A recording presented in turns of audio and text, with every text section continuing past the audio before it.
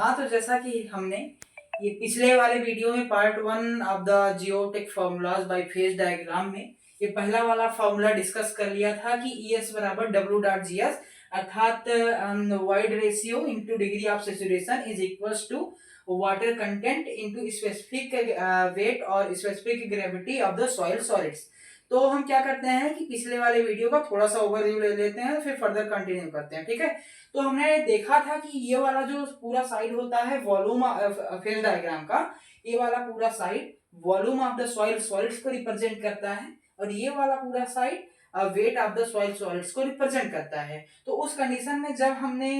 Volume of solids को एक लिया था तो हमने वाइड रेशियो के फॉर्मूले से देखा था कि ये वॉल्यूम ऑफ वाइड जो था पूरा, इसकी वैल्यू वाइड रेशियो के बराबर आई थी और डिग्री ऑफ सैचुरेशन अर्थात यस के फॉर्मूले से हमने देखा था कि इधर वॉल्यूम ऑफ वाटर की जो वैल्यू आई थी ES आई थी। ठीक है, और क्या किया था कि यूनिट वेट ऑफ सॉलिड से ये इधर वेट वाला साइड मतलब वेट ऑफ द सॉलिड की वैल्यू GS गामा W आई थी। अब हमने क्या किया कि वेट ऑफ द सॉलिड्स में अगर हमने वाटर कंटेंट का गुणा कर दिया तो ये हमारा वेट ऑफ द वाटर अर्थात W.GS गामा W अर्थात water content into specific gravity of the soil solids into unit weight of the water आया। फिर हमने क्या किया कि अगर हम देखें, क्योंकि हम यूनिट वेट ऑफ वाटर के फॉर्मूले से जानते हैं कि यूनिट वेट ऑफ वाटर होता है total weight of water upon total volume of water. तो इधर हमारा टोटल वॉल्यूम ऑफ वाटर है ES। तो अगर हम इसमें क्या करें कि यूनिट वेट ऑफ वाटर से गुणा कर दें तो हमें वेट ऑफ द वाटर मिल जाएगा। तो इस प्रकार से हमें ये यहाँ पर दोनों दो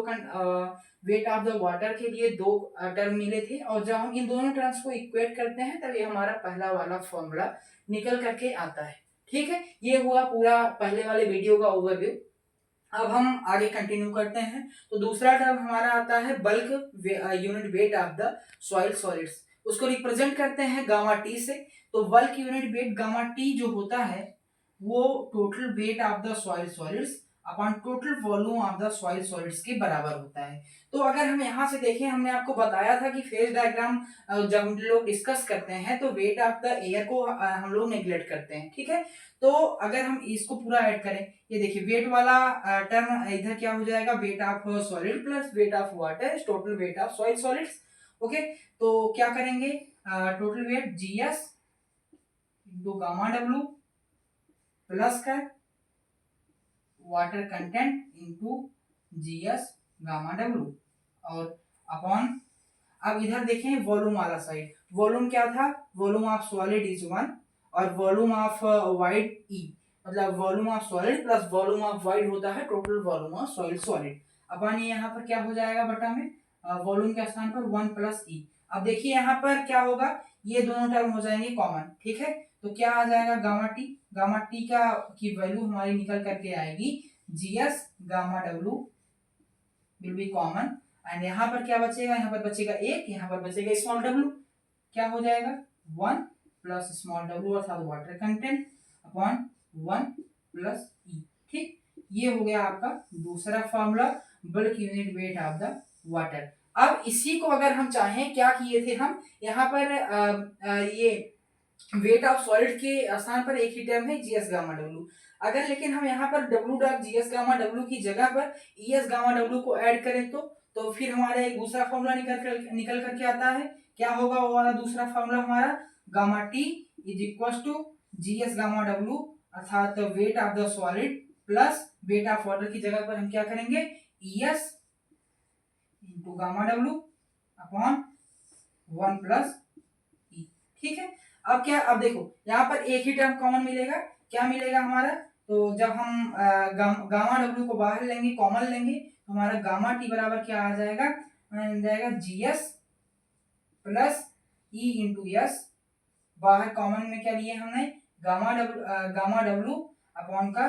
1 प्लस E। ठीक है, अब देखिए, अब इस वाले फॉर्मूले का आप महत्व देखिए कि हमने यहाँ से क्या निकाला, bulk unit weight of the soil solids निकाला GS प्लस ES इंटू पूरे का multiply gamma W upon 1 plus E। अब देखिए होता क्या है, अब अगर हम यहाँ से निकाले unit weight of the submerge soil, submerge soil में क्या होगा कि कोई भी सॉइल सबमर्ज कब कहलाएगी कि जब वहां से ये वॉल्यूम ऑफ द एयर वाला टर्म है, मतलब पूरे air volume of the air content में अगर हम पूरा पूरा पानी भर दें, मतलब ये पूरा यहाँ तक पानी वाटर लेवल जो है आपका यहाँ तक आ जाए, तो क्या होगा, वॉल्यूम ऑफ द एयर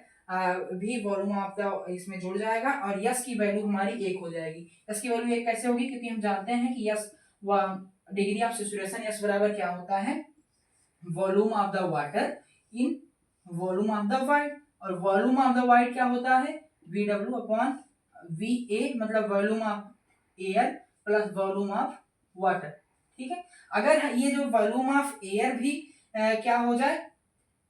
ये वॉल्यूम ऑफ एयर क्या हो जाए, 0 हो जाए, अर्थात इसमें पूरा पानी भर जाएगा, तो क्या होगा, यस बराबर VW बाई VW,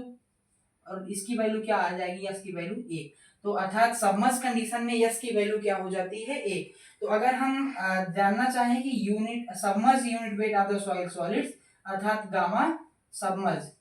क्या हो जाएगा, यस की वैल्यू को हम पुट करेंगे 1, और आपका एक नया फॉर्मूला निकल करके यहाँ से आएगा GS प्लस ई, और यस की value 1 into gamma W upon 1 plus का ई। ये आपका एक फॉर्मूला निकल करके आ जाएगा submerge unit weight of the soil solid. ठीक है, ये आपका ये फॉर्मूला निकल करके आ गया। देखिए ये कैसे कितनी आसानी से फॉर्मूलाज ये फेज डायग्राम की सहायता से डिराइव हो रहे हैं। यहाँ पे आपको कहीं पे रटने की जरूरत नहीं पड़ेगी, अगर आप एक बार ढंग से ये वाला जो डायग्राम आपका है ये वाला एकदम बढ़िया से अपने दिमाग में बसा लेंगे तो कोई भी फॉर्मूलाज आपके आसानी से डिराइव